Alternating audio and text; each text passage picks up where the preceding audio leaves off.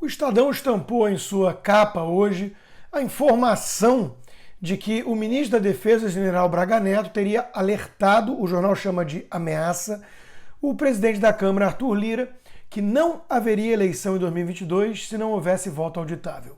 Ambos já negaram isso. Mas vamos lá. Ao dar o aviso, supostamente, diz o jornal, o ministro estava acompanhado de chefes militares do Exército, da Marinha e da Aeronáutica. O presidente Jair Bolsonaro repetiu publicamente a ameaça, diz o jornal, de Braga Neto no mesmo dia, que foi 8 de julho. Ou fazemos eleições limpas no Brasil, ou não temos eleições, afirmou Bolsonaro a apoiadores na ocasião. A portas fechadas ainda, segundo o jornal, Lira disse a um seleto grupo que via aquele momento com muita preocupação porque a situação era gravíssima. Diante da possibilidade de o Congresso rejeitar a proposta de emenda à Constituição que prevê o voto impresso auditável, ainda hoje em tramitação numa comissão especial da Câmara, Bolsonaro subia cada vez mais o tom. Olha, eu não sei se é uma estratégia ou não e se é verdade ou não, mas falas como a de Bolsonaro que de fato aconteceram e aquela atribuída ao ministro da Defesa, se ele disse o que o Estadão disse que disse e ele já negou, repito, tem servido para tirar todas as hienas da toca.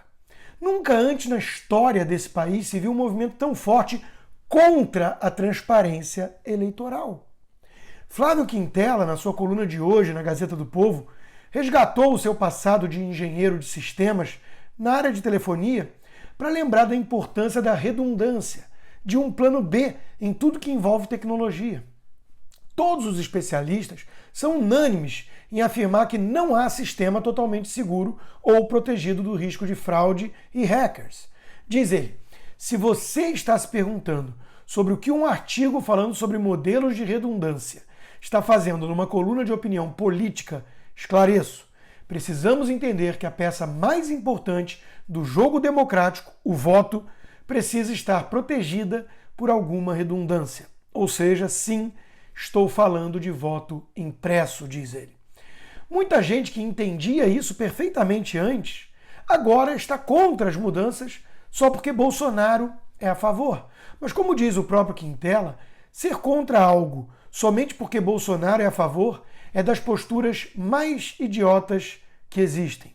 Lutar por mais transparência eleitoral é uma demanda suprapartidária e deveria ser apoiada por todos os eleitores. Ninguém, em sã consciência, rejeita mais segurança, ainda mais quando a contrapartida não é menos liberdade. Voto impresso é redundância de apuração, é garantia de que um resultado físico estará disponível caso algum imprevisto aconteça, explica Quintela. Sinceramente, não consigo entender os argumentos de quem é contra essa evolução, desabafa. E é justamente essa postura intransigente e, em muitos casos, divergente do que diziam no passado, que levanta ainda mais suspeita. Afinal, os maiores opositores da mudança são os ministros do Supremo, que resolveram até interferir no poder legislativo para barrá-las. E são os mesmos que foram indicados por Lula, que soltaram Lula e que o tornaram elegível, basicamente destruindo a Lava Jato numa canetada só. Suspeito? O próprio Lula, aliás, resolveu investir contra essas mudanças também. Por que será? Eu tenho para mim, inclusive, que com voto auditável pode ser até que Lula desista de disputar a eleição. Leandro Ruschel comentou, o que ninguém coloca em dúvida é a atuação do Supremo para impedir a aprovação da PEC do voto impresso no Congresso, rasgando a separação de poderes e a vedação imposta aos ministros de atuação político-partidária. Os militantes de redação aplaudem a manobra. E isso não aumenta a desconfiança do sistema, que só Butão e Bangladesh, além do Brasil, utilizam? Além disso, alguém em sã consciência acha mesmo que países desenvolvidos como Estados Unidos, Inglaterra, Canadá e França e Alemanha não abrem mão de um voto impresso auditável por falta de capacidade tecnológica? Sério? Ruschel conclui com uma pergunta retórica. O que representa um ataque à democracia? Defender o sistema de votação transparente e auditável ou defender um sistema arcaico que é uma caixa preta inauditável? Está tudo muito estranho. Soltaram o maior corrupto da história desse país, depois mataram no tapetão e na grosseria a sua condenação com malabarismos bizarros para torná-lo elegível, e aí ele sai em campanha antecipada sem qualquer punição do TSE. Institutos de pesquisa suspeitos mostram o ladrão como o grande favorito. E há toda essa resistência e coordenação contra mais transparência nas urnas? E ainda falam que o golpismo vem dos bolsonaristas? Assim, já é demais da conta.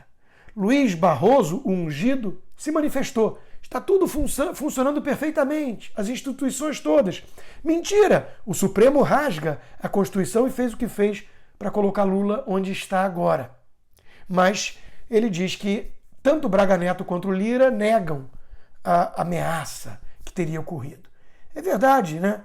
A verdadeira ameaça vem do próprio sistema.